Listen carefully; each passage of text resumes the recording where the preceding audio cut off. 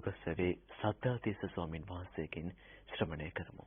එහෙමනම් මෙතෙන් පටන් ඔබ අප කෙරෙහි මහත් වූ අනුකම්පාවෙන් මේ උතුම් වූ දේශනාව සිදු කරන්නට පින්වත් ස්වාමින් වහන්සේට අපි নমස්කාර පූර්වකව සාදු නදින් ආරාධනා කරමු. අවසරයි අපේ හාමුදුරුවනේ. සාදු සාදු සාදු.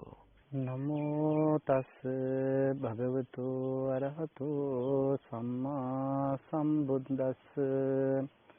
නමෝ තස් භගවතු අරහතෝ සම්මා සම්බුද්දස්ස. නමෝ තස් භගවතු අරහතෝ සම්මා සම්බුද්දස්ස. සදා වන්දනීය පූජනීය ශ්‍රීමත් මහා සංඝරත්නයන් අවසරයි.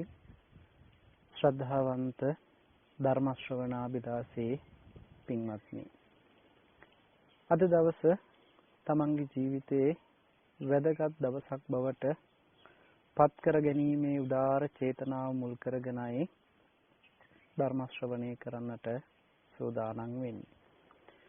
තමන්ගේ ජීවිතයේ එදිනෙදා නොයෙකුත් වැඩ කටයුතු වල නිරත වෙමින් සිටින මොහොතේක ධර්ම ශ්‍රවණය කිරීම සඳහා තමන්ගේ කය බොහෝම තැම්පත්ව එක අරමුණක ඉඳගෙන කටයුතු කරනවා. ඒ තුළින් තමන්ගේ ජීවිතයට මෙලොව වශයෙන් පරලොව වශයෙන් විශාල යහපතක් ඉෂ්ට සිද්ධ කරගන්නට පුළුවන්කම ලැබෙනවා. උතුම් නිවනම සාක්ෂාත් කරගන්නට පුළුවන්කම ලැබෙනවා කියන උදාර චේතනාව, ඒ විශ්වාසය ඇති කරගෙනම ධර්ම ශ්‍රවණය කරන්නට ඕනේ. ලෝතර සම්මා සම්බුදුරජාණන් වහන්සේගේ උතුම් වූ ශ්‍රී සද්ධර්මය අපේ මෙලොව ජීවිතයට සාර්ථක කරගන්නට වගේම පරලොව ජීවිතය සැපවත් කරගන්නටත් උපකාර වෙනවා. නමුත් ලෝතර සම්මා සම්බුදුරජාණන් වහන්සේ නමක් මේ ලෝකේ පහළ වෙන්නේ තුන් ලෝකවාසී සත්වයන්ට සසරේදීම ලැබෙන මහ විශාල දුක්ඛන්දරාවකින් ඈතර වීම පිණිස, උතුම් වූ නිර්වාණගාමී ප්‍රතිපදාව ලෝකයට විවර කරන්නට. ඒ නිසා බුදුරජාණන් වහන්සේ දේශනා කරන්නට යෙදුන උතුම් වූ ශ්‍රී සද්ධර්මය අපේ ජීවිතයට එකතු කරගන්නට ඕන වෙන්නේ මේ ලෝකයේ තුල අප විශාල දුක් ගැහැටකට ලක් වෙලා මහ විශාල දුකකින් යුක්තව ජීවත් වෙන්නේ. මෙන්න මේ දුක තුරන් කර ගැනීම පිණිස. නිර්වාණය කියලා කියන්නේ තණ්හාව සම්පූර්ණයෙන්ම නිරුද්ධ වෙච්ච තැනට. භව ගමන, සසර ගමන කෙලවර වෙච්ච තැනට. එහෙමනම් අපේ ඉලක්කය වෙන්නට ඕනේ නිර්වාණගාමී ප්‍රතිපදාවයි. ඒ නිසා ඔබ හැමදෙනාම තැම්පත් වෙලා කටයුතු කරන්නට ඕනේ තමන්ගේ ජීවිතයට අද දවසේදී ධර්මයෙන් මිදක් එකතු කරගන්නවා කියන චේතනාවෙන්. අද සමාජය ගත්තාම ධර්මයේ කෙනා විවිධාකාර විදිහට දකිනවා. කෙනෙක් තමන්ගේ ජීවිතයේ දුකක්, කම්කටොළක් ඇති වෙච්ච වෙලාවට ධර්මය එකතු කරගන්නවා. සැප සතුට ළඟා වෙච්ච වෙලාවට ධර්මයේ මතකවත් නැහැ. ඒ වගේ ජීවත් වෙන පිරිසක් ඉන්නවා. එහෙම නැතිනම් අසනීපයක්, කරදරයක්, එහෙම නැතිනම් යම් ආකාරයකින් දුකකට, පීඩාවකට පත් වුණ වෙලාවකට, එය හොඳින්ම දැනුණ වෙලාවකට ධර්මයේ සිහිපත් වෙනවා. නමුත් බුදුරජාණන් වහන්සේ අපට මඟ පෙන්වීම සිද්ධ කළේ අපේ මුළු ජීවිත කාලයේම, මුළු ජීවිතේම, එහෙම නැතිනම් මේ ලෝකෙම දුකින් යුක්තයි කියන එක. නමුත් අපිට අවස්ථාවට අනුකූලව දුක තේරුම් ගත්තා කියලා අපි කිව්වට, දුක දැනගත්තා කියලා කිව්වට, අපිට ඒ අවස්ථාවට අනුකූලව දැනුණ දුක ඊළඟ මොහොත වෙනකොට සැප සතුට ළඟා කරගත්තාම අර දුක කියන එක අපේ ජීවිතේ අමතක වීමකට ලක් වෙනවා.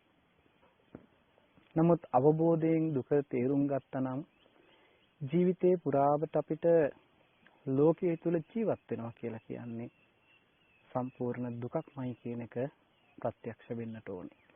ඉතින් ඒ නිසා අද ලෝකයේ හැම දිනෙකම ධර්මයේ තුල විවිධ පැතිකඩවල් ගවේෂණය කරනවා. විවිධ කරුණු මත දරනවා. තම තමන්ගේ පෞද්ගලික අදහස් වලින් නුවණයන් වලින් මේ ධර්මයේ තේරුම් ගැනීමට එහෙම නැතිනම් ධර්මයේ තුලින් ලෝකේ බෙදා වෙන් කරන්නට ගත්තොත් ඒ තුල විශාල අගතියකටපත් වෙන්නට පුළුවන්කම ලැබෙනවා. සමහර පිරිස බැහැරින් බලලා මේ කෙනා සිල්වත්, මේ කෙනා ගුණවත්, එහෙම නැතිනම් මේ කෙනා දුස්සීලයි, මේ කෙනා තුල අගුණ දුර්වලකම් වලින් යුක්තයි කියලා දකිනවා. ඒ අනුව කතා කරනවා, විවේචනය කරනවා, නොයෙකුත් ආකාරයෙන් ගැටලු ඇති කරනවා. ඊර්ෂ්‍යාව, ක්‍රෝධය, වෛරය, මාන්නය ආදී මේ දේවල් තුල ඉඳලා කටයුතු කරනවා. එහෙම කටයුතු කරන පිරිස කොයිම වෙලාවකවත් ඒ අයට හැකියාවක් ලැබෙන්නේ නැහැ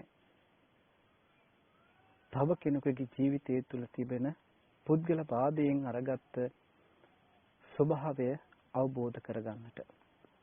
මේ සඳහා හරි ලස්සන සූත්‍ර දේශනාවක් හම්බ වෙනවා. සූත්‍ර පිටකයේ අංගුත්තර නිකායේ චක්ක නිපාතේට අයිති ධම්මික වග්ගයේ සඳහන් වෙන මිගසාල සූත්‍ර දේශනාව ගත්තාම මේ තුල විශාල කරුණු ගොඩක් අපේ ජීවිතය තුළ කතා බහ කරන්නට පුළුවන්කම ලැබෙනවා. මම මේ සූත්‍ර දේශනාවෙන් ඔබට කරුණු කාරණාවන් පැහැදිලි කරලා දෙන්නට උත්සාහවත් වෙන්නම්. ලෞතර සම්මා සම්බුදුරජාණන් වහන්සේ ජේතවනාරාමයේ වැඩ ඉන්න අවදීදී බුදුරජාණන් වහන්සේගේ නිත්‍ය උපස්ථායක ධූරයෙන් යුක්ත වුණ ආනන්ද ස්වාමින් වහන්සේ මේ මිගසාල උපාසිකාවගේ නිවසට වැඩම කරන්නට යෙදුණා. මේ මිගසාල උපාසිකාව සමග කතා බහ කරනකොට මේ මිගසාල උපාසිකාව ආනන්ද හාමුදුරන් වහන්සේ විශේෂ කරුණකින් දැනුවත් කිරීමක් කළා. ඒ තමයි තමන්ගේ පියා පූර්ණ සිටුවරය එහෙම නැතිනම් පූර්ණ පියා භ්‍රමචාරී ජීවිතයක් ගත කරන්නට යෙදුණා. අවසාන කාලෙදී තමන්ගේ පවුලෙන් වෙන් වෙලා භ්‍රමචාරීව ජීවත් වෙන්නට පුරුදු වෙලා කටයුතු කළා. කාලයගේ ඇවෑමෙන් මිය පරලොව යන්නට යෙදුණා. මේ පූර්ණ පියාණන් පිළිබඳව සම්මා සම්බුදුරජාණන් වහන්සේ එක අවස්ථාවක පැහැදිලි කරන්න දේශනා කළා, විස්තර කළා. මේ පූර්ණ පියා මිය පරලොව ගිහිල්ලා තුසිත දිව්‍ය ලෝකයේ උප්පත්තියකට පත් වුණා කියලා. ඒ වගේම මතක් කරනවා සක්කාය දිට්ඨිය, විචිකිච්ඡාව, සීලබ්බත පරාමාස කියන මේ සංයෝජන තුන දුරු කරලා කාමරාගයයි පටිගයයි යටපත් කරගන්නට යෙදුණ. එහෙම නැතිනම් සකදාගාමී ඵලයට පත්වන්නට යෙදුණ ආර්ය ශ්‍රාවකයෙක් බවට පත් වුණා කියලා සිහිපත් කරනවා. ඒ වගේම මේ මිගසාල උපාසිකාවට හිටියා තමන්ගේ පිය පාර්ශවයේ සහෝදරයෙක්. එහෙම නැත්නම් අපිට තේරෙන විදිහට කිව්වොත් සුළු පියා, එහෙම නැතිනම් බාප්පා. මේ සුළු පියාගේ නම ඉසිදත්ත. මේ ඉසිදත්තත් ගිහි ජීවිතය ගත කරමින් කාමභෝගී ජීවිතයක් ගත කරන්නට යෙදුණා. විවාහ ජීවිතය තුළ මේ තුන ධර්මයන්ගේ යෙදීමින් කටයුතු කරලා කාලයගේ අවෑමෙන් මේ පරලොව යන්නට යෙදුණා. එක අවස්ථාවක බුදුරජාණන් වහන්සේ මේ ඉසිදත්ත පිළිබඳවත් දේශනා කරනවා. මේ ඉසිදත්තත් මරණින් මත්තේ තුසිත දිව්‍ය ලෝකයේම උප්පත්තියකට පත් වුණා. ඒ වගේම මේ ඉසිදත්ත පූර්ණ වගේම සකදාගාමී භාවයට ආර්ය භාවයට පත් වුණා කියලා පෙන්වනවා. සකදාගාමි ඵලයට පත් වෙලා තිබෙනවා. ඉතින් මෙතනදී මේ මිගසාල උපාසිකාවට ගැටලුවක් ඇති වෙනවා. පූර්ණ පියාණන් බ්‍රහ්මචාරීව ගත කළා. ඒ වගේම ඉසිදත්ත සුළු පියාණන් අබ්‍රහ්මචාරීව ගත කළා. නමුත් මේ දෙන්න මරණින් පස්සේ දෙන්නාගේම උප්පත්තිය තුසිත දිව්‍ය ලෝකයේ ඒ වගේම දෙන්නාගේ ස්වභාවය සකදාගාමි භාවයටත් පත් වෙලා තිබෙනවා කියන මෙන්න මේ කාරණය බුදුරජාණන් වහන්සේ කොහොමද විස්තර කරන්නේ? මේ දෙන්නගේ ස්වභාවයන් දෙකක්. මේ ස්වභාව දෙක කොහොමද අර්ථවත් කරන්නේ? කියන මෙන්න මේ ප්‍රශ්නය තමයි එදා ආනන්ද ස්වාමීන් වහන්සේගෙන් විමසන්නේ. ආනන්ද ස්වාමීන් වහන්සේ මේ පිළිබඳව කරුණු කාරණාවන් පැහැදිලි කරන්නට මත්තෙන් මේ ප්‍රශ්නය රැගෙන යනවා ලෝතර සම්මා සම්බුදුරජාණන් වහන්සේ ළඟට.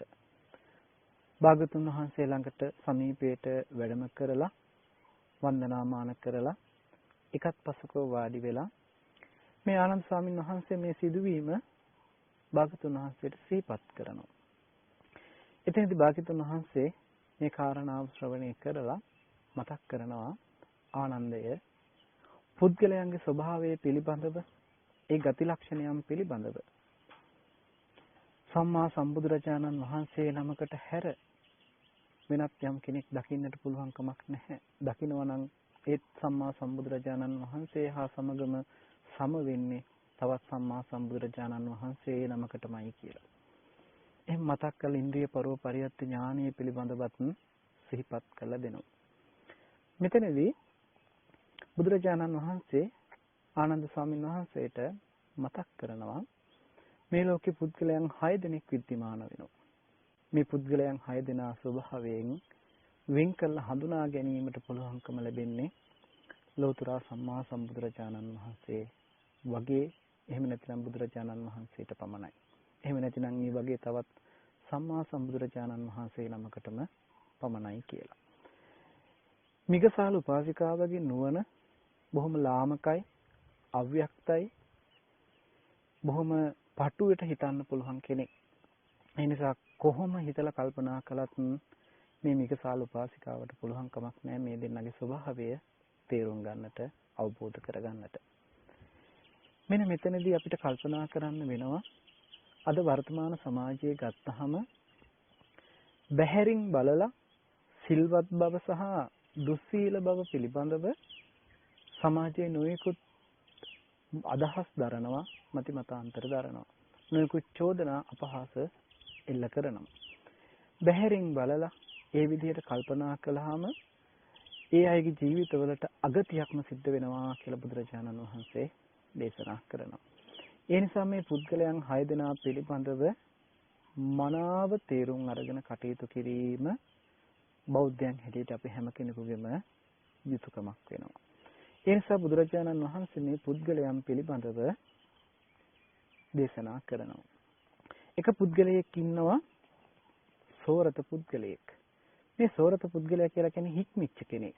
සීලය තුල බොහොම හික්මිලා යහපත්ව කටයුතු කරනවා. සක්බ්‍රහ්මචාරීන් වහන්සේලාගේ ඇසුර හොඳින්ම පවත්වාගෙන යනවා. හැබැයි මෙහෙම කටයුතු කළාට මේ පුද්ගලයා ඇසීමෙන් එහෙම නැතිනම් ධර්ම ශ්‍රවණය කරලා එහෙම නැතිනම් දහම් කරුණු අහලා ඒ ඇසීමෙන් කළ යුතු කාරණා ටිකක් තියෙන හික්මෙන්න ඕන, ප්‍රහාණය කරන්නට ඕන. ඒ සියලු කරුණු සිද්ධ කරන්නේ නැහැ. හික්මෙනවා විතරයි. බොහොම සංවරව කටයුතු කරනවා විතරයි. නමුත් ධර්ම ශ්‍රවණය කරලා ඒ ශ්‍රවණය කරන ධර්මතාවයන් වලට අනුකූලව කටයුතු කරන්නට පුරුදු වෙන්නේ නැහැ.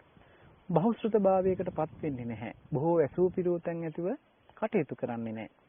ඒ වගේම තමයි දිට්ඨියෙන් එහෙම නැතිනම් සම්මා දිට්ඨියටපත් වීම සඳහා දිට්ඨි සම්පන්නයෙක් බවට පත්වීම පිණිස දර්ශනයෙන් ප්‍රහාණය කළ යුතු දේ ප්‍රහාණය කරන්නේ නැහැ. මේ විදිහට කටයුතු නොකිරීම නිසා tempat උනත් බොහොම හික්මිච්ච කෙනෙක් උනත් tempat විමුක්තියක් ලබන්නේ නැහැ. ඒ වගේම කය බිඳීමෙන් මරණින් පස්සේ පිරිහීමකට ලක් වෙනවා. උසස් භාවයකට පැමිණෙන්නට පුළුවන්කමක් ලැබෙන්නේ නැහැ. විශේෂගාමී බවකට එහෙම නැතිනම් අධිගමයකට මාර්ගඵලයකට පත් වෙන්නට පුළුවන්කමක් ලැබෙන්නේ නැහැ කියලා පෙන්නනවා. මේ පළවෙනි පුද්ගලයා හොඳට හික්මනවා. බලපුවාම හරිම සංවරයි. බලපුවාම බැහැරින් බලපුවාම කෙනෙකුට හිතෙනවා බොහෝම සංවරව බොහෝම හික්මච්ච කෙනෙක් කියලා. නමුත් ඒ කෙනාගේ බැහැරින්ම බලලා තීරණයක් ගත්තට අපිට ඒ පුද්ගලයා තුල අන්තර්ගත වෙන අවබෝධයේ නුවණ පිළිබඳව අපිට තේරුම් ගන්නට පුළුවන්කමක් ලැබෙන්නේ නැහැ.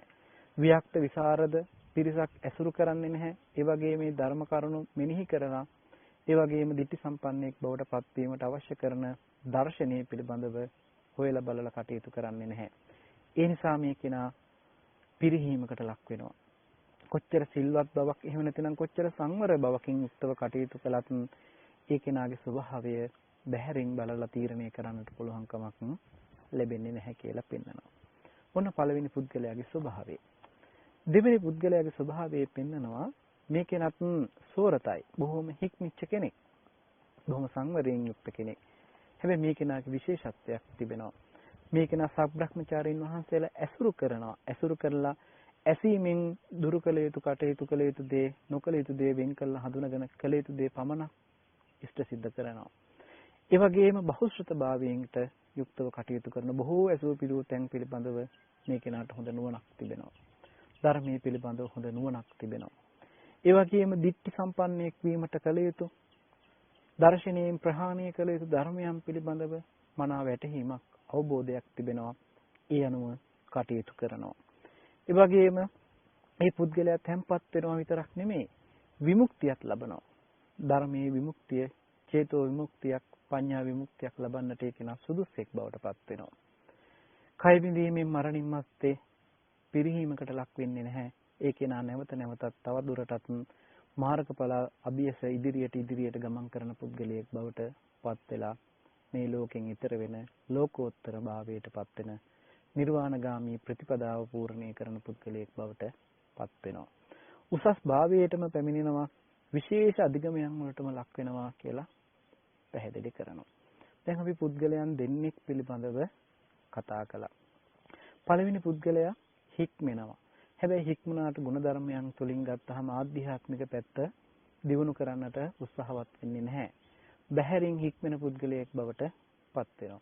අද වර්තමානයේ අපි මේ චරිත දෙක අරගෙන කතා කළොත් කෙනෙකුට දකින්නට පුළුවන්කම තියෙයි. බොහෝසේ හික්මිච්ච, බොහෝසේ සංවර වෙච්ච පුද්ගලයෝ. හැබැයි ඒ බැහැරින් කරන ලද හික්මීමක් සංවරකමක්. අපි බොහෝ දුරට පැහැදෙන්නේ අපැහැදෙන්නේ මේ බැහැරින් තියෙන හික්මීමට. කෙනෙක් සමහර විට ස්වාමින් වහන්සේ නමක් වේවා, එහෙම නැතිනම් ගිහි පින්වත් කෙනෙක් වේවා. දකින්නකොට ඒ පුද්ගලයාගේ බාහිර ස්වභාවය අනුව ඒ කෙනා හික්මිච්ච කෙනෙක් කියලා ඒ ස්වභාවයෙන්ම අපි තීරණය කරනවා. ඒ දිහා බලලා බොහෝම හොඳ යහපත් කෙනෙක් කියලා තීරණය කරනවා. නමුත් ඒ කෙනා හික්මිච්ච ස්වરૂපය රඟ දක්වන එහෙම නැතිනම් ඒ විදිහට අනුව පෙනී හිටින ඒ අනුව කටයුතු කරන කෙනෙක් වෙන්නට පුළුවන්. නමුත් ඒ කෙනාගේ ආධ්‍යාත්මික පැත්තෙන් ඒ කෙනාගේ ජීවිතය තුළ ගත්තාම අගුණ දුර්වලකම් ගොඩාක් අන්තර්ගත වෙන්නට පුළුවන්කම තිබෙනවා. නමුත් අපිට මේ කෙනාට චෝදනා කරන්නට අයිතියක් නැහැ.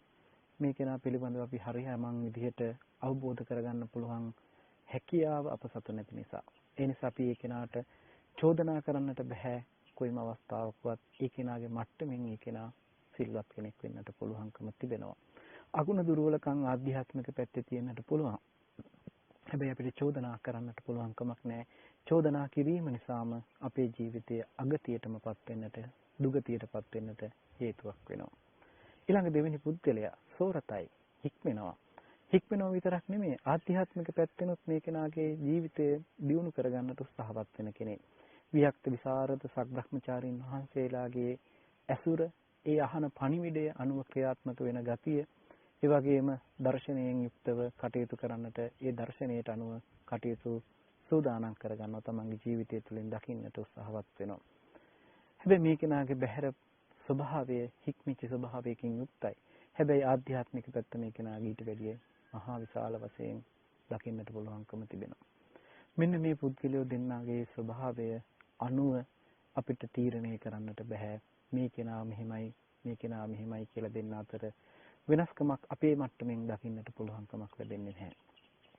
ඊළඟ තුන්වෙනි පුද්ගලයා හැටියට බුදුරජාණන් වහන්සේ දේශනා කරනවා ක්‍රෝධය හා මානයෙන් යුක්තව ඒ ක්‍රෝධයෙන් හා මානයෙන් යුක්තව කලින් කලට ලෝභය ඇසුරු කරනවා.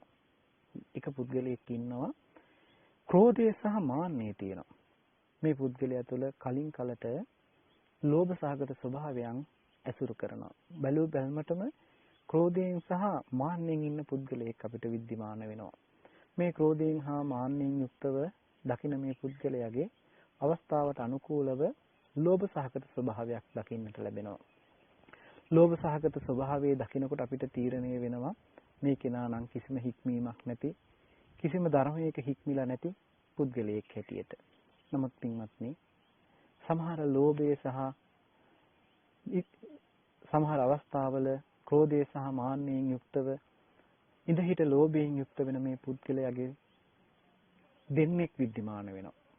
එක්කෙනෙක් තමයි ලෝභය සහ ක්‍රෝධය මාන්නයෙන් යුක්තව කටයුතු කරන මේ පුද්ගලයා බහුශ්‍රත විසරද සබ්‍රහ්මචාරීන් වහන්සේලාගේ ඇසුරක් තිබුණත් ඒ අහන දේවල් වලට අනුව හික්මීමක් ඇති කරගන්නේ නැහැ.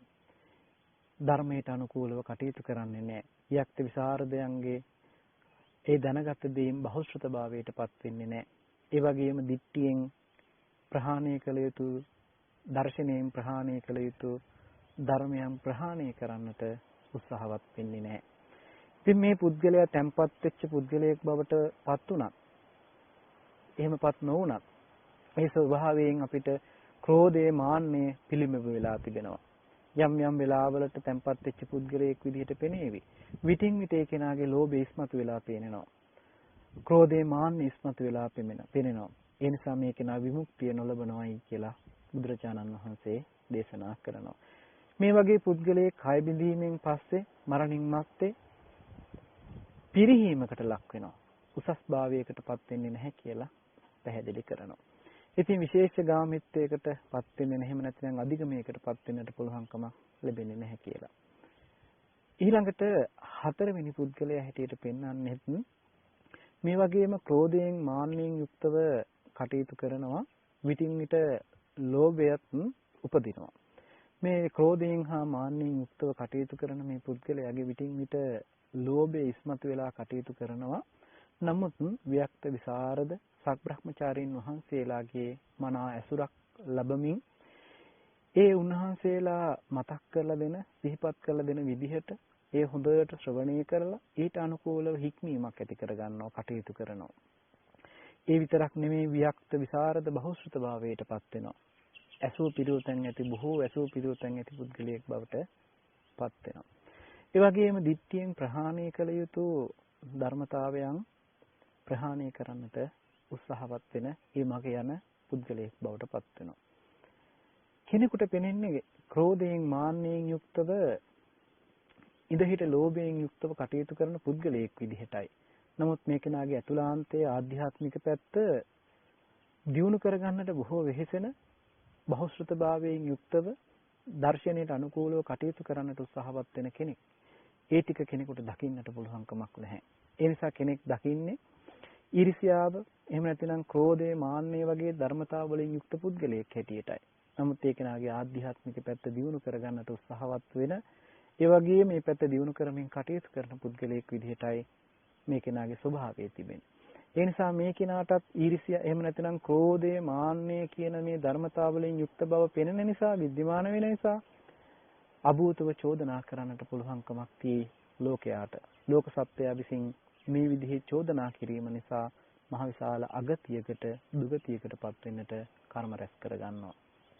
ඒ නිසා තුන්වෙනි සහ හතරවෙනි පුද්ගලයාගේ ස්වභාවය එක වගේ පෙනුනට මෙයාගේ ආධ්‍යාත්මික පැත්තෙන් මේ දෙන්න වෙනස් වෙලා තියෙනවා. ඊළඟට පස්වෙනි සහ හයවෙනි පුද්ගලයෝ පිළිබඳව ගත්තාම ක්‍රෝධය හා මාන්නය කියන මේ දෙකෙන් යුක්තව මේ අය කතා බහ කරනකොට බොහෝම දේශසහගත වචන ඉදිරිපත් වෙනවා. විතර්කයන් වචී සංකාරයන් බොහොම ක්‍රෝධයෙන් සහ මාන්නයෙන් යුක්තව කතා බහ කරන්නේ. මේ පස්වෙනි පුද්ගලයාගේ ස්වභාවය ක්‍රෝධය හා මාන්නය මුල් කරගෙන වචී සංකාර ඇති වෙනවා. එහෙම නැත්නම් වචනයෙන් කර්ම රැස් කරනවා. වචනයෙන් කතා බහ කරනකොට මේ පුද්ගලයා විද්‍යමාන වෙනවා ලෝකයාට හරි සැරපරුස පුද්ගලයෙක් හැටියට. මේ කෙනාගේ මේ සැරපරුස භාවයේ දකින කෙනෙකුට ඒ කෙනාගේ ආධ්‍යාත්මික පැත්ත දකින්නට පුළුවන්කමක් නොලැබෙනවා. නමුත් පස්වෙනි පුද්ගලයාගේ තුල මේ විදිහට ක්‍රෝධය සහ මාන්නය මුල් කරගෙන කටයුතු කිරීම තුල වික්ත විසරද බහුශ්‍රත භාවය කියන කාරණා වලටපත් වෙන්නේ නැහැ. ඒ වගේම සක්බ්‍රහ්මචාරීන් වහන්සේලාගේ ඇසුරෙන් ලබන්නට තිබෙන දැනුමුතුකම් අරගෙන ඊට අනුව ශ්‍රවණය කරලා කටයුතු කරලා තමන්ගේ ජීවිතය සකස් කරගන්නට උත්සාහවත් වෙන්නේ නැහැ. ඒ වගේම ශාසනයේ පෙන්වන දර්ශනයෙන් යුක්තව කටයුතු කරලා ඒ දර්ශන ප්‍රතිපදාවෙන් ප්‍රහාණය කරන්නට ඕන කෙලෙස් ධර්මයන් ප්‍රහාණය කරන්නට උත්සාහවත් වෙන්නේ නැහැ. ඒ අනුව මේ කෙනා තැම්පත් නොවුන ඒ වගේම විමුක්තිය ලබන්න පුළුවන් පුද්ගලයෙක් බවට පත් වෙන්නේ නැහැ.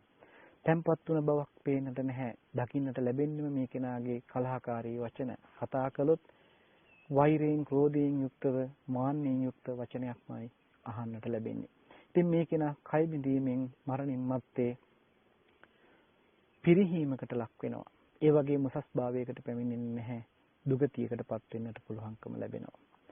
විශේෂ අධිගමයකටපත් වෙන්නට පුළුවන්කමක් ලැබෙන්නේ නැහැ මේ වගේ පුද්ගලයෙකුට. ඊළඟට 6 වෙනි පුද්ගලයා හැටියට බුදුරජාණන් වහන්සේ පෙන්නනවා මේ ක්‍රෝධය හා මාන්නේ පිහිටලා ඉන්නවා මේ කෙනා. ඒ විදිහටම කලින් කලට වචන කතා කරනකොට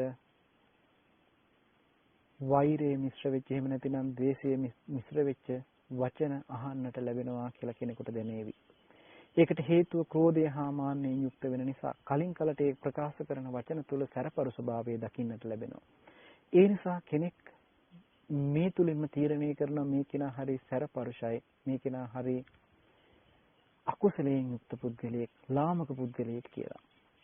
නමුත් බුදුරජාණන් වහන්සේ පෙන්නනවා මේ ක්‍රෝධය හා මාන්නයෙන් යුක්තව කටයුතු කරන මේ පුද්ගලයාගේ ආධ්‍යාත්මික පැත්ත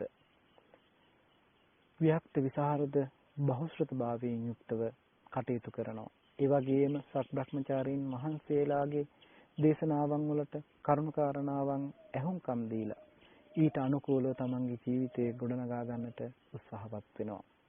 ඒ විතරක් නෙමේ ශාසන දර්ශනීය තුලින් ප්‍රහාණය කරන්නට තිබෙන කෙලෙස් ධර්මයන් ප්‍රහාණය කරමින් ඉදිරි කටයුතු සිද්ධ කරන්නට උත්සාහවත් වෙන කෙනෙක් බවට පත් වෙනවා. මේ පුද්ගලයා විමුක්තියම ලබනවා. ඒ වගේම කය බිඳීමෙන් මරණින් පස්සේ පිරිහීමකට ලක් වෙන්නේ නැහැ. ඒ වගේම උසස් භාවයට අධිගමයන් වලටපත් වෙනවා කියලා බුදුරජාණන් වහන්සේ දේශනා කරනවා. දැන් බලන්න පින්වත්නි මේ පුද්ගලයෝ 6 දෙනා ගත්තාම 6 දෙනාගේ බහැර ස්වභාවය සමාන විදිහට පුද්ගලයෝ 3 දෙනෙක් බෙදෙනවා.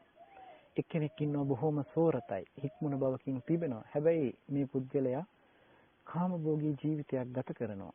ඒ වගේම මේ කම්සපේ ඇලී ගලී වාසය කරන පුද්ගලයෙක්. හැබැයි මේ විදිහට කටයුතු කරන පුද්ගලයෙක් වුණාට මේ පුද්ගලයා වෙනස් වෙන්නේ ඒ පුද්ගලයාගේ ආධ්‍යාත්මික පැත්ත තුළ සිද්ධ කරනු ලබන කටයුතු අනුවයි.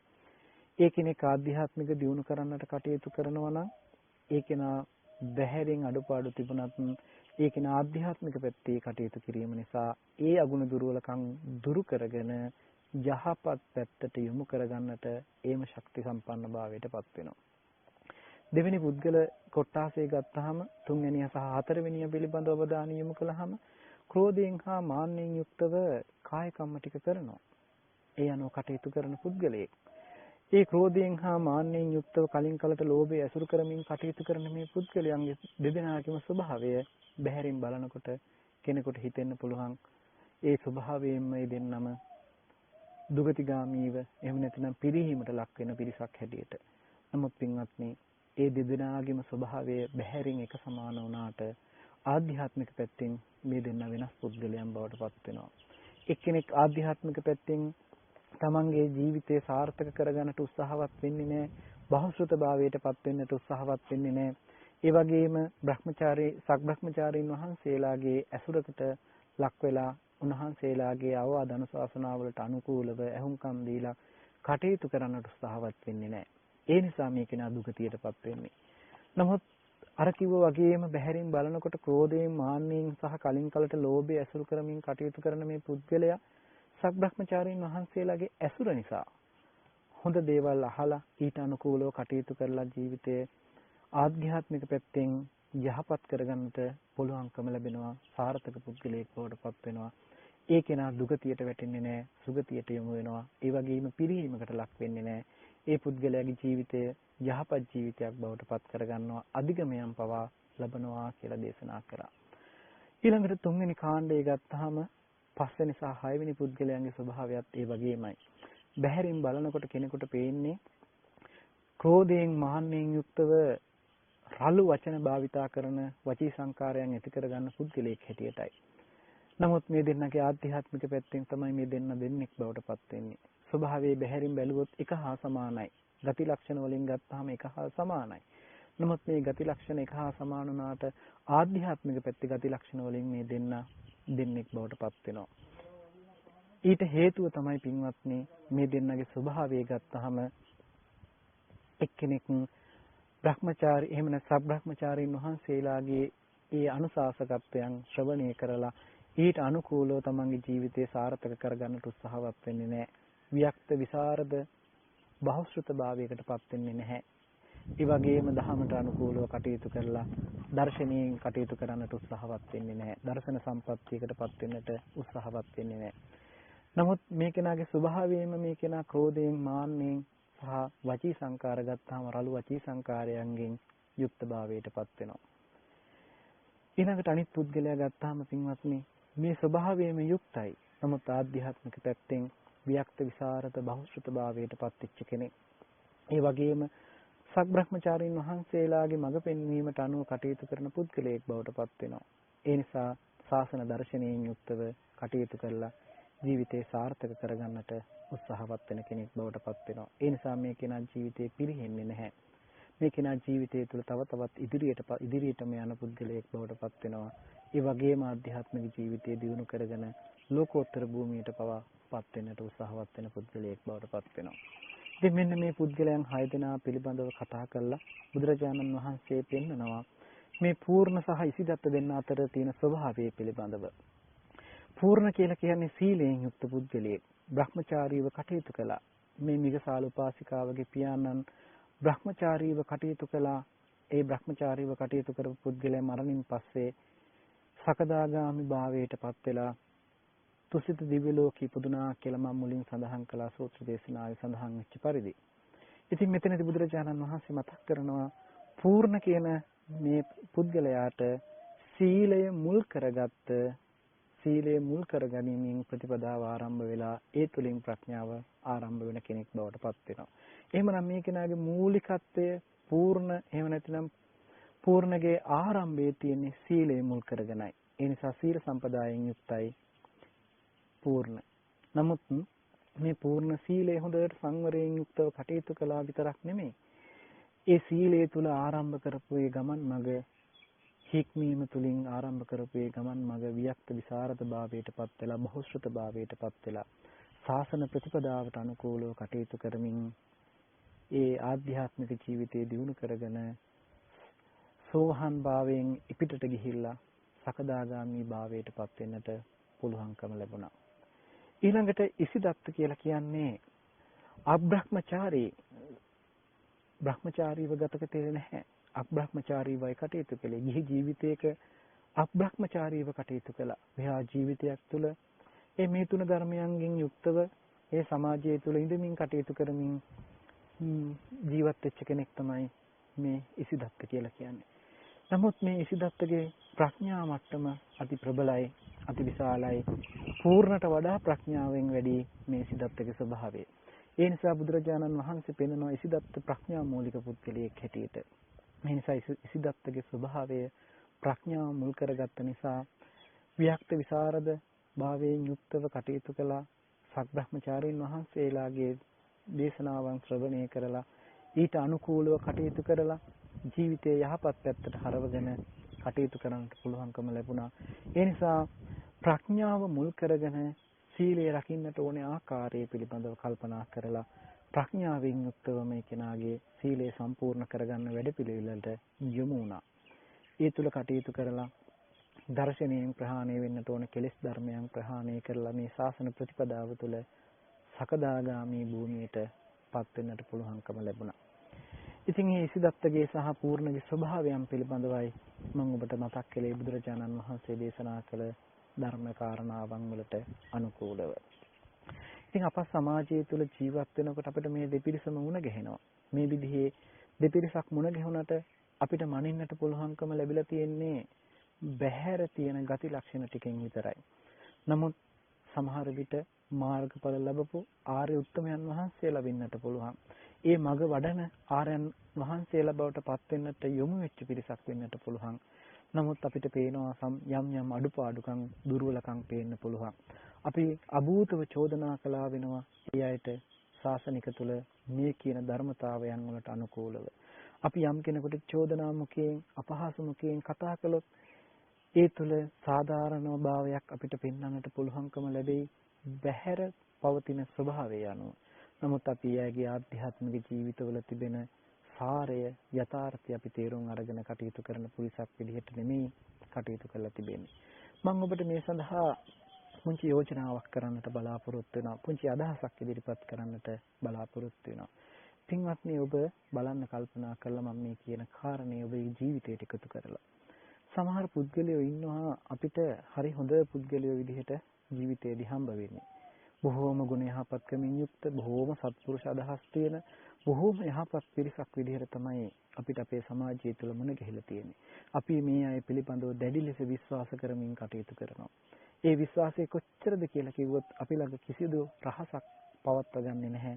අපි ළඟ කිසිදු දෙයක් ભેදයක් පවත්වන්නේ නැහැ. අපි විවෘතව සියලු දේ අය සමග බෙදා හදා ගන්නවා. නමුත් පින්වත්නි, ටික කාලයක් ගත වෙනකොට මේ අයම අපේ ජීවිතයේ තුල අපිට හතුරුකම් කරන, එහෙම නැතිනම් අපිට අවැඩ පිණිස කටයුතු කරන, අයහපත පිණිස කටයුතු කරන පුද්ගලයන් බවට පත් වෙනවා. අපි එතකොට සඳහන් කරනවා මේ පුද්ගලයා කලින් මෙහෙම කෙනෙක්, නමුත් දැන් මේ විදිහට වෙනස් වෙච්ච කෙනෙක් කියලා. අපි පුද්ගලවාදයෙන් අරගෙන කලින් කෙනා හොඳයි, දැන් කෙනා නරකයි කියලා කතා කරනවා. ඕකෙම අනිත් පැත්තකුත් තිබෙනවා පින්වත්නි. කලින් කෙනා නරකයි, දැන් කෙනා හරි හොඳයි කියලා කතා කරනවා. බලන්න පින්වත්නි, මේ එකම කෙනා කලින් හොඳ වෙලා දැන් නරක වෙන්නත්, දැන් කලින් නරක වෙලා දැන් හොඳ වෙන්නත්, ඒ වගේම කලින් හොඳ වෙලා දැන් නරක වෙන්නත් කියන මේ දෙපැත්තක් කොහොමද සිද්ධ වෙන්නේ? අපි දකින්නේ පින්වත්නි පුද්ගලවාදයකින්. නමුත් අපි දකින්නට උත්සාහවත් වෙන්නට ඕනේ මෙතන ඇසුරු කරන කෙලෙස් ධර්මයන් වලට අනුකූලව. පුද්ගලයෙක් හොඳ පුද්ගලයෙක් බවට පත් වෙන්නටත්, නරක පුද්ගලයෙක් බවට පත් වෙන්නටත් හේතු වෙලා තිබෙනවා ලෝකේ ධර්මතාවයක්. ඒ ලෝකේ ධර්මතාවයේ තමයි පින්වත්නි කෙලෙස් ධර්මයන් වලට අනුකූලව, ගුණ ධර්මයන් වලට අනුකූලව මේ හිත ඇසුරු කරපු ආකාරය. පින්වත්නි, මම අද දවසේදී ලෝතර බුදුරජාණන් වහන්සේගේ ධර්මයේ ඇසුරු කරමින්, ඒ ධර්මයට අනුකූලවම කටයුතු කරමින් ධර්මයේ තුලම ජීවත් වෙන්න උත්සාහවත් වෙන කෙනෙක් බවට පත් වුණොත් ලෝකයාම මා දකීවි හොඳ කෙනෙක් හැටියට, සත්පුරුෂ කෙනෙක් හැටියට.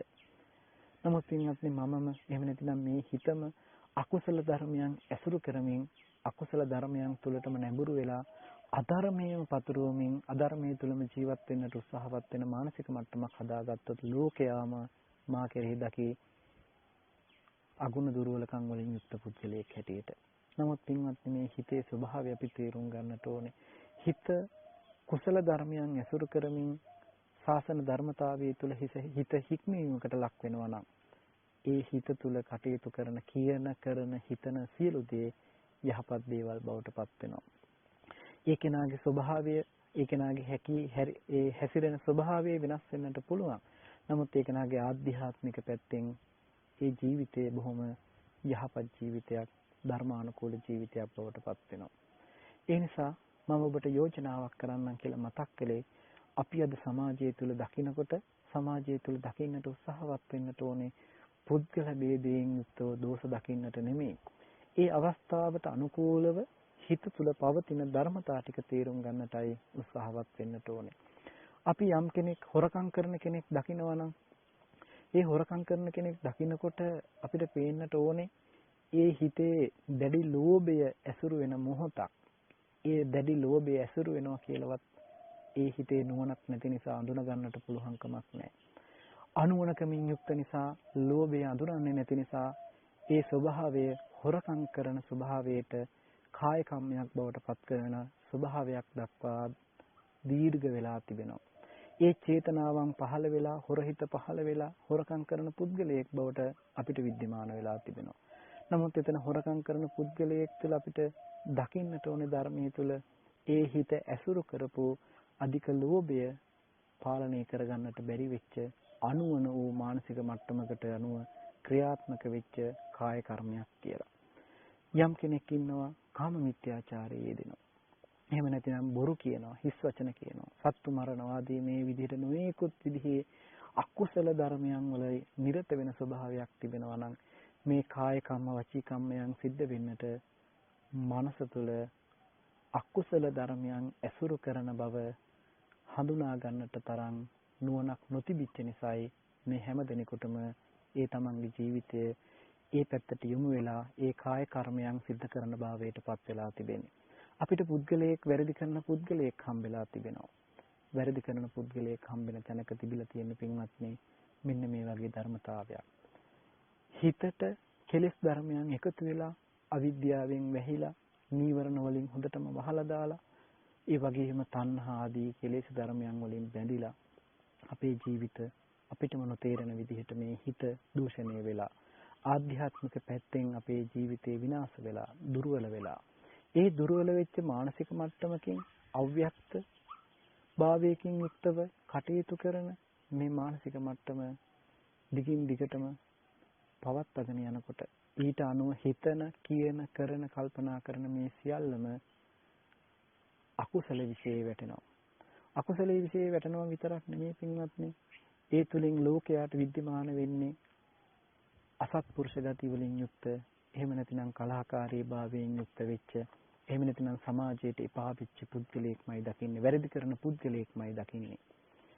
බලන්න පින්වත්නි, ඒ අනුව අපි සමාජය තුළ කටයුතු කරනකොට අපිට නොයෙකුත් අපවාදයන් වලට ලක් වෙන්නට සිද්ධ වෙනවා. ඒ වගේම චෝදනා වලට ලක් වෙන්නට සිද්ධ වෙනවා. අපිට විතරක් නෙමෙයි, අපිත් ඒ වගේම අපහාස චෝදනාව එල්ල කරන්නට පුළුවන්කම ලැබෙනවා. යම් කෙනෙකුට අපහාසාත්මකව, චෝදනාත්මකව අපි කතා කරලා අපි මහා අකුසලයක් සිද්ධ කරගන්නවා.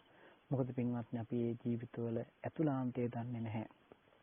ඔබ අහලා ඇති සමහර විට එක්තරා රහතන් වහන්සේ නමක් වැඩ හිටියා. මේ රහතන් වහන්සේ හම්බ වෙන හැම කෙනෙකුටම වසලවාදයෙන් ප්‍රකාශ කරනවා. වසලයා කියලා කතා කරනවා.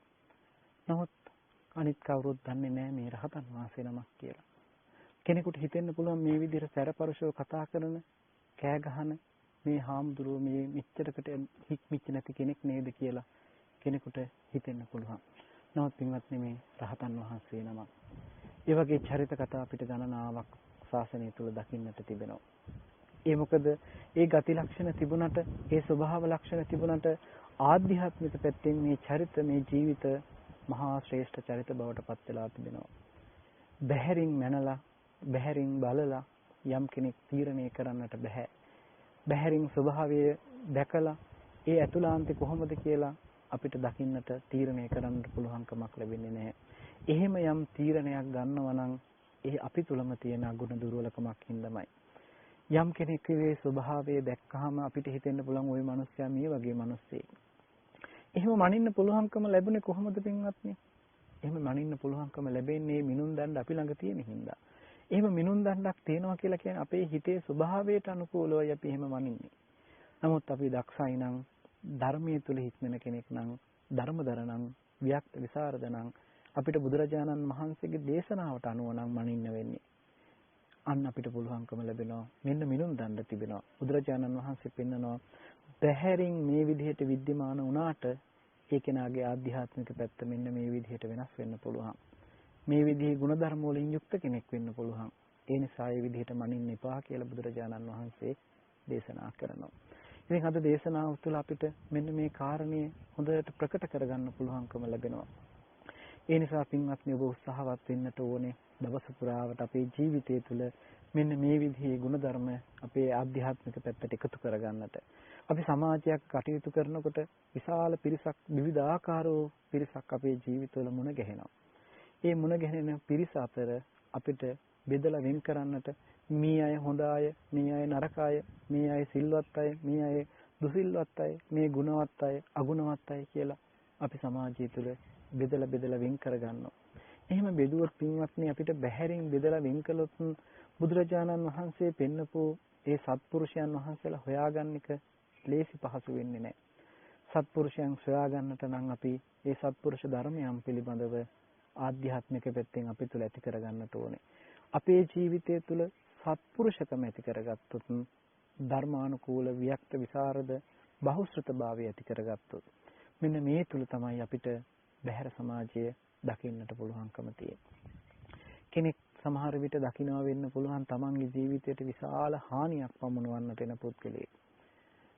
අපි හිතමුකෝ කවුරු හරි කෙනෙක් අපේ ජීවිතයට අපේ අකටයුත්තක් කරනවා කියලා. අපිට විශාල වශයෙන් බනිනවා කියලා. එහෙම නැත්නම් පහර දෙනවා කියලා. අපේ ජීවිතයට මහ විශාල හානියක් සිදු කරන්නට පැමිණෙනවායි කියලා.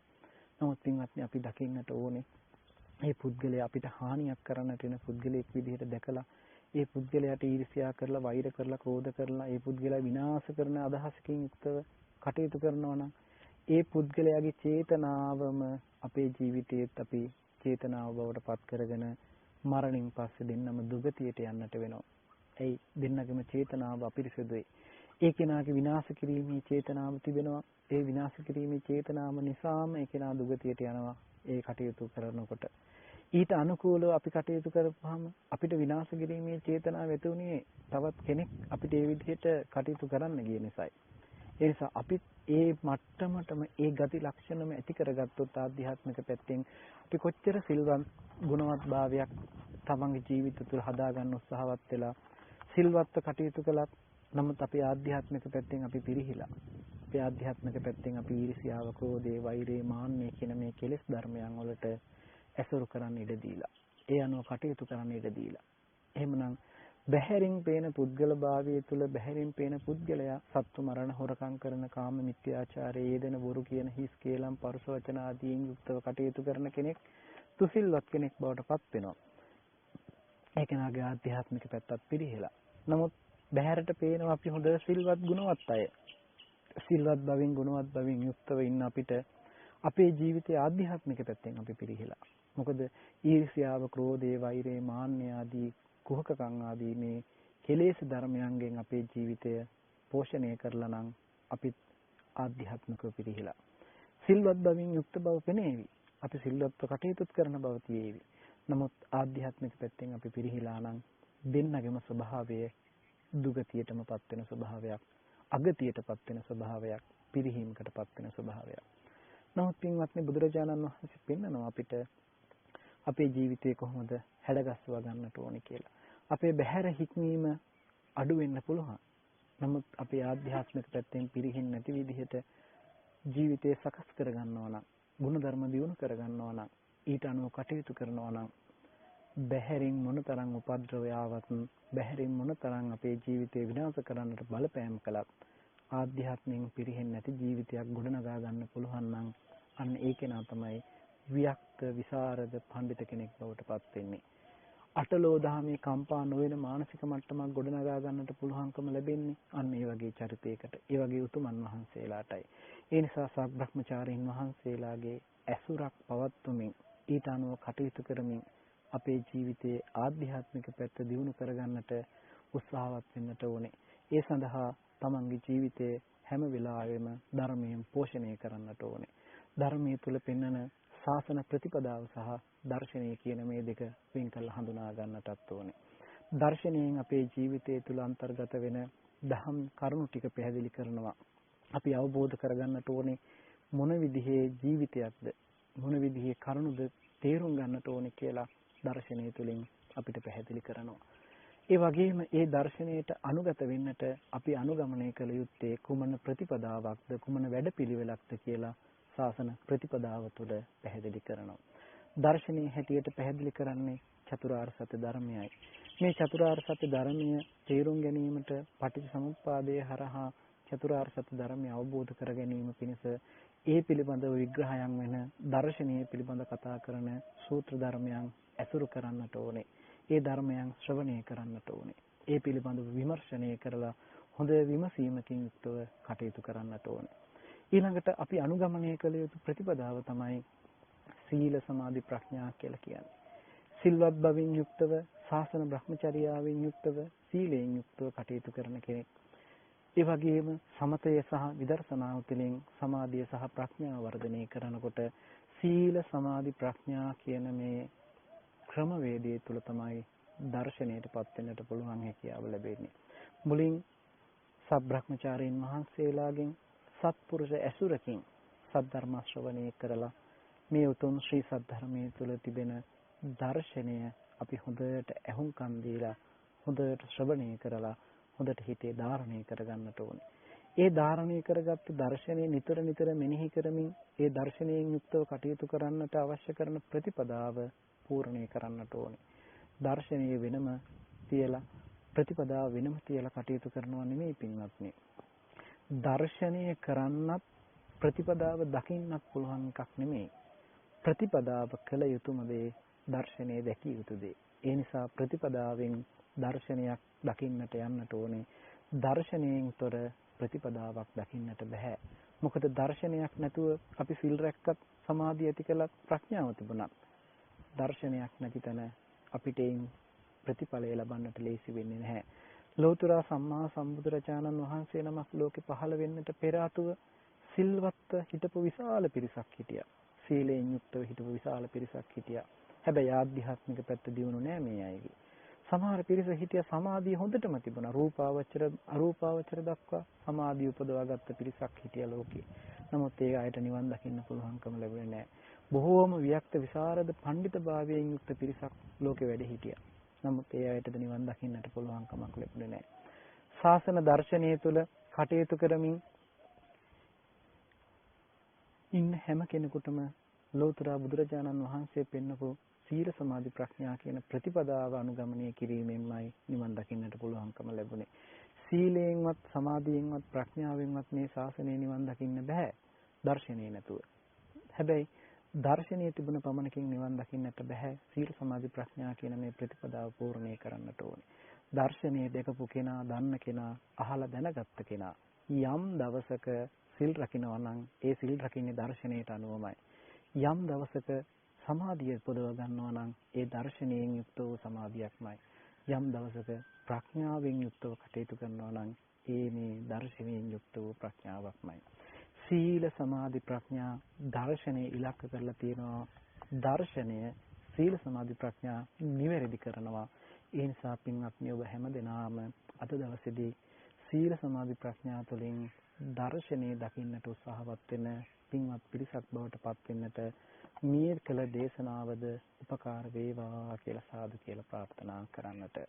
අද දවසේදී මම ඔබ හැමදෙනාටම සිහිපත් කරන්නට යෙදුනේ මිගසාල සූත්‍ර දේශනාව ඇසුරෙන් අද වර්තමානයේ තුල කෙනා කෙනාට අපි නොයෙකුත් විදිහේ චෝදනා කරමින් උපහාස අපහාසයන් ලක් කරමින් සමාජය තුල වෙන් කරලා පුද්ගල භාවයෙන් අපි යම් කෙනෙකුට දෝෂාරෝපණය කරනවා නම් ශාසන ක්‍රමවේදයේ තුල ඒ සුදුසු නැහැ කියන කාරණාව සිහිපත් කළ දෙන්නටයි.